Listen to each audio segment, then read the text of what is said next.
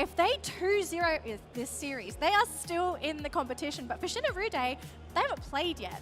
So anything is really on the table here for both of our squads. But for bans, it looks like we're going to be seeing Cerulege, Mimikyu, and Urshifu as our first 3 bans, waiting for Ground Zero to lock in their final ban before we have our first pick for Ruoday. And Leafeon is going to be the final choice here for bans. Oh, that's an interesting one. Having 3 all-rounders taken on out, and I feel like the all-rounders have been such popular picks today, but that does give the opportunity for Ice to pick up Umbreon, and we have seen Umbreon rocking it here.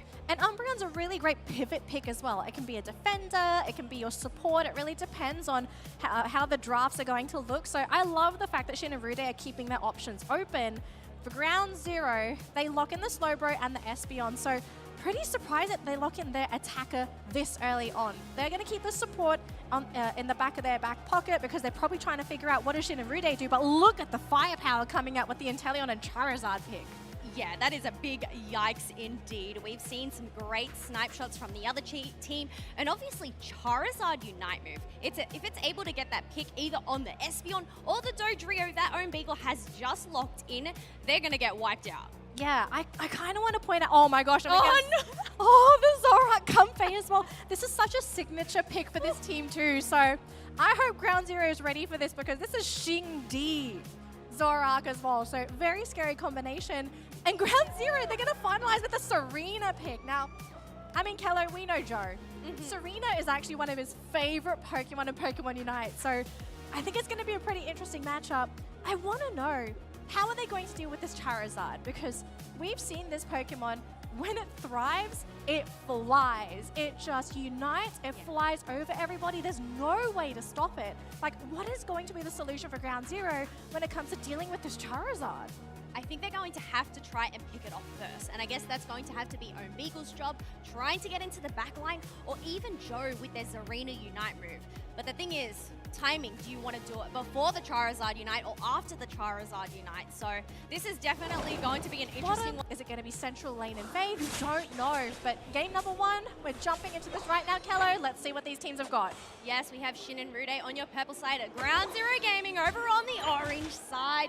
Here we go. We're going to actually send that Zorua into that central area, and it looks like Espeon is taking central area for Ground Zero Gaming.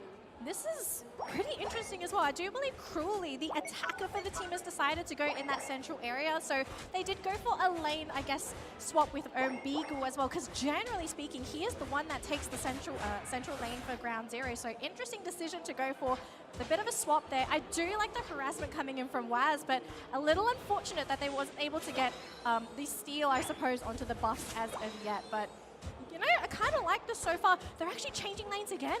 So now they're sending Joe in the central area for Ground Zero. Well, it is still only that bounce rate, so it wants to try and get that levels up. However, Wazup was there doing the blue buff and has managed to take it away. So that is really interesting that Shingdi decided to just abandon that blue buff completely. I mean, it paid off, right? He's already evolved. He's level 5. He's now in that top lane. There are 4 Pokemon here for Ground Zero, but they just came too late. Yeah, oh all boy. of the birds are gone there. I mean, it's still really neck and neck here. However, we do have everyone collaborating up into the top path. We have some early fights happening here. Zoroark has been taken down. They're looking for another. However, Dodrio, the opposite speedster, has also been wiped out. And Waz, unfortunately, his team is not going to be there. Cruelly doing the best he can with those stored powers, but just not enough to really cut through SAR at this point of time. And now actually caught off guard here, Shingdi. Gonna get the Espeon, a nice big boost of experience here. So I think at the end of the day, that fight really paid off for SAR.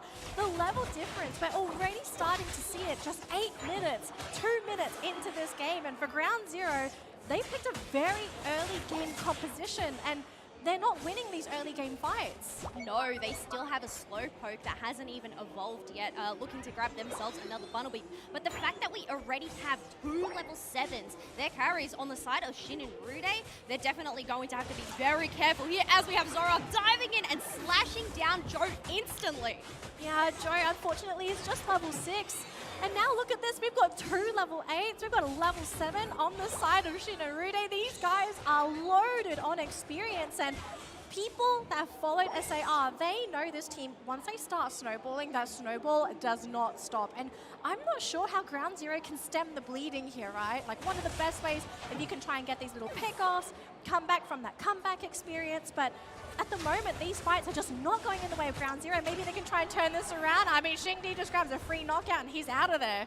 Yeah, being able to pick up 2 of those, and you have Charizard diving in with their Unite move right into the Flux Zone. And as you were saying, once Charizard is online, you cannot stop it. Being able to break that tier 1 goal. And you know what? Shin and Ruoday, they're not finished. They're going to go and keep on fighting and use that Zoroark Unite move to just go and finish off Omegle.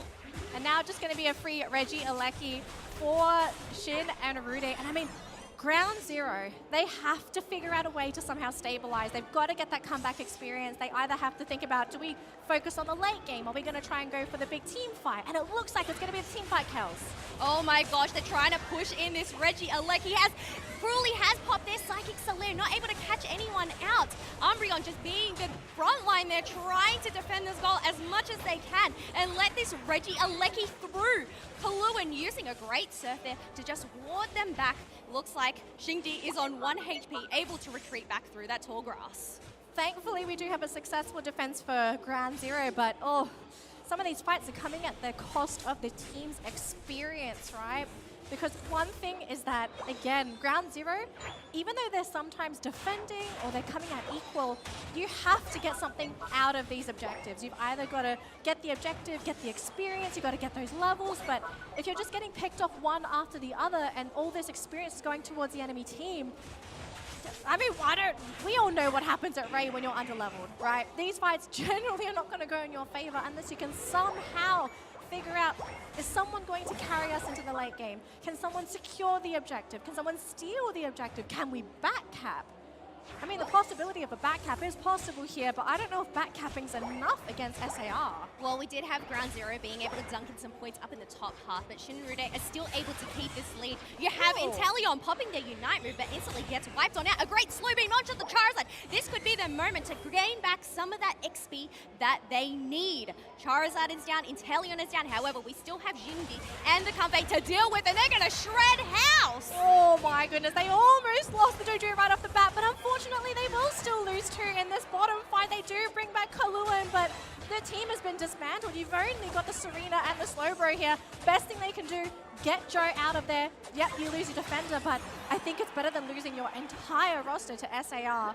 Look, sometimes you have to make those very risky calls, especially when you win a team fight, and I can totally understand where Ground Zero is coming from.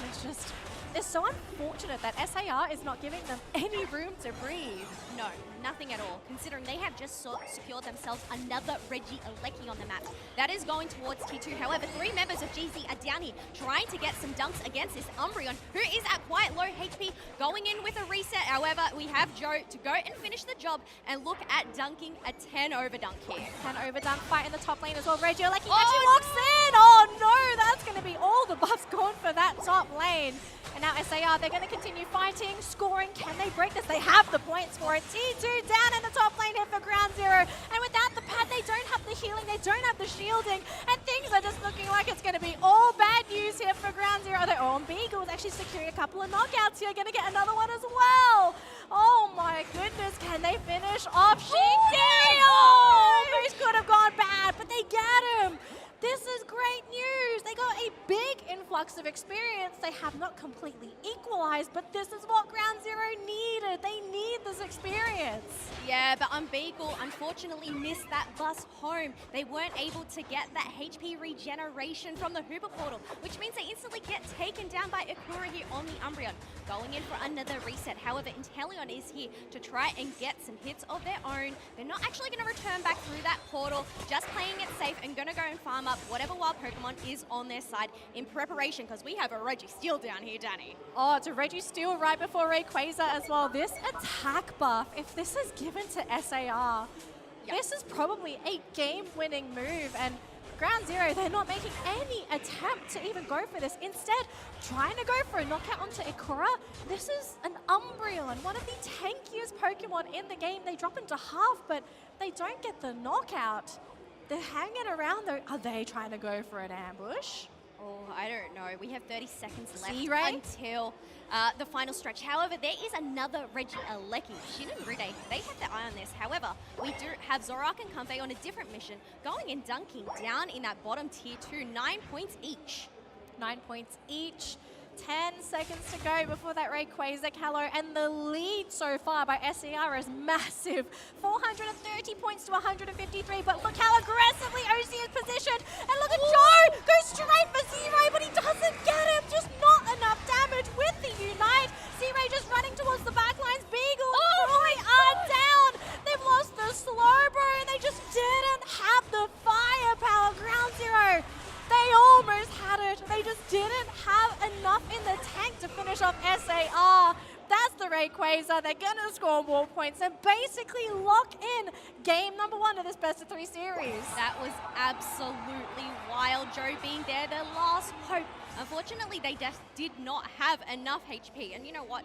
1v5, it was probably a hard ask there. But you know what? Still a minute, 20 seconds left on the clock. 516 to 153. But looking at their pockets, I don't even think they have enough points with double points. And you know what? Another hundo goes down.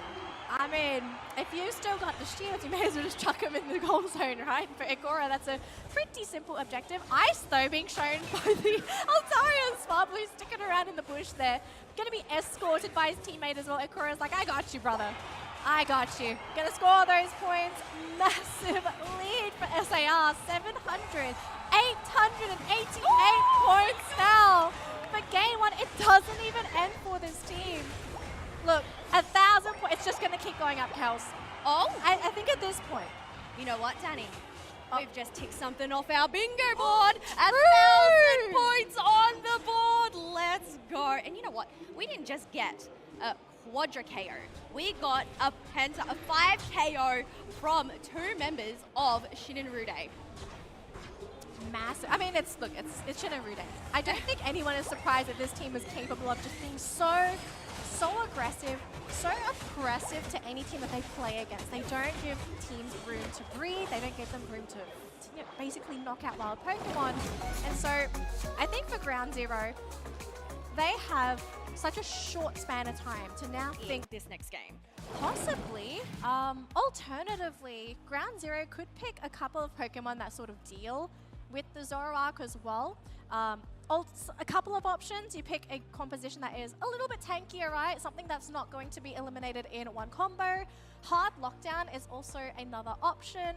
Some teams have used Charizard as a hard counter to the Zoroark, right? You just pick him up, and whilst you're flying in the air, you do so much damage, and Zoroark can't escape. Even though he's mobile, a flying Charizard can keep up with practically anything in the game. So maybe something to consider as well here. We'll have to find out. But the bans, though, Mimikyu, Ceruledge, Urshifu, and Umbreon. I mean, Umbreon is one of those choices in terms of that lockdown. And I think they did have that. They had the Slowbro, they had the Zarina Unite, but it just wasn't enough. But because Leafeon hasn't been banned this time around by a Ground Zero, Shingdi is going to lock that evolution in. This was scary too. This man is talented on this Leafeon as well. So I hope Ground Zero have something for this. And they're actually locking in Charizard straight up for Joe. Pick number 1. This is already going to have to change the drafting style for Shin and Ruoday, because when you see Charizard on the field, you can't simply pick those very squishy backliners anymore, because it's extremely difficult to defend against a Charizard.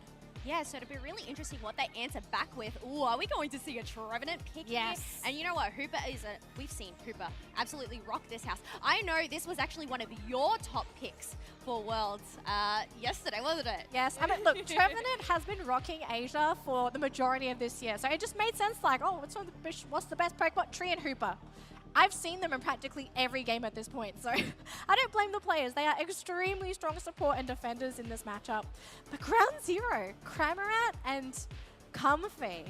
So they're looking to power Joe up. They're saying, we want this Charizard to be so big and so unstoppable. What are you going to do about it? I think it was a great call here to, considering they still had those 2 picks, separate the Comfey from the Zoroark. They don't give them that option, considering they've already utilized those bans. However, looks like BKZ has gone and taken away that Zarina. I don't think it's too much of a threat to Joe, considering they're probably going to end up playing this Charizard. Yes. But Sylveon, oh, wait! OCE tech. This is the OC tech here. Zero Aura. Okay, we're seeing it time and time again, and now we get to see Crawley Rocket. Are we going to see a Zero Aura and Comfy Sweet Kiss? I know we saw this first game, man. but I mean, if OC are able to let it shine, that is going to be epic. I don't think anyone's complaining. They're just like, come on, let's go. Let's go. I want to see this. Put on a show for the folks in the crowd and at home. I truly thought this was just an NA and EU thing. I was like, there's no way any other region does. Obviously proven wrong. So, I mean, this is clearly a pocket pick. They clearly have an objective for this. And obviously, you don't pick this in a game when you are on the verge of elimination for nothing. So, Jeezy. They might go in for an early lane push here. Game number 2 here, folks. Shin and Ruoday versus Ground Zero Gaming. Are we going to continue with the main stage curse, or will Shin and Ruoday win this series 2-0? We're about to find out, because this draft from Ground Zero, they're not playing around. And we'll have to see if this works out in the laning stage, because that has been the most important thing for this team. Can they get Joe up? And they're actually going to be going Central Area, Comfey and Charmander together. They've got to make sure Ice does not get a steal off here. And look at this. Damage between the two of them, pushing him away. He has the heal, he has the berry, but can he get the steal? That blue buff's gotta go to go! He didn't get it!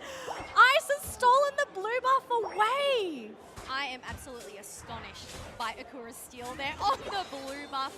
Being able to not just steal that, but they also stole the Boltoy as well. That is going to set Joe so far back. He has to hit the timing for that level 5 to evolve into Charmeleon. He needs that power spike to be able to do anything in those side lanes. So the fact that he's not going to be available because of that play coming out from Ikura, SAR, I mean, they know their stuff. They know who to focus, and they've done a great job at that. And now they shut down the slow poke. Look, what can you really do as Beagle? He's like, guys, help! I mean, there's 5 members down bottom, and because of that Hooper portal, they're able to instantly send 2 of those members up top. I mean, looking at the points, it's 84 to 24, so some stacks have gone in for Ground Zero here. It's just a matter of trying to spawn this wild Pokemon. Like Shin and Ruoday, they are, just mentioned, they're not giving them the space to breathe. But hang on a minute though, Beagle won that crime. He didn't throw them up, but I think there may have been some miscommunications with the team. He threw them up, but there was no real follow-up there, unfortunately. So maybe the team thinking they could go in, not feeling too confident about it. Poor Cole though, he's doing his best as this little slow poke. It just doesn't have the damage, and the fact that everyone could just TP home and he can only really watch. It's so hard to watch a little slowpoke stuck at level 3. I mean, we saw this last game as well. They really struggled in the beginning. I mean, the fact that we're already 2 minutes into the match and they haven't even hit that evolution yet. I mean, we still can see some magic happen, but Leafeon has their Unite move online. Leafeon's got that Unite move ready to go. Cruelly gonna have to run away then. Oh, that Comfey. I mean, if Cruelly tried to go back, that would have meant disaster, unfortunately. But so far, again, SAR completely commanding this matchup from start to finish. They're invading Ground Zero's side of the map. They're not able to get some knockouts either. Ikura gets out again scot-free because they just don't have the damage to finish these knockouts. You've got to give Akura some credit there. Going in and laying that Hooper portal down, it was just the mind games there to go and get the stun, separate Ground Zero, and then retreat on down. Like, they're just being an absolute nuisance. Nice is just playing with Beagle as well. Like, Beagle's just like, guys, I can't do anything. This tree is so tanky. He's going to try and go for the defense there, but Ice just doesn't feel anything. The tree is so big, so tanky. He's so self-sustainable as well. Up top, it looks like SAR taking that Reggie Alecki as well. You know, one thing that has not happened for Ground Zero is that they haven't had a successful fight yet with that Charizard, right? You need the Unite, but Joe's level 8. He doesn't have access to his Unite so far. And the Alecki walks in, and again, SAR just invading Ground Zero's top lane.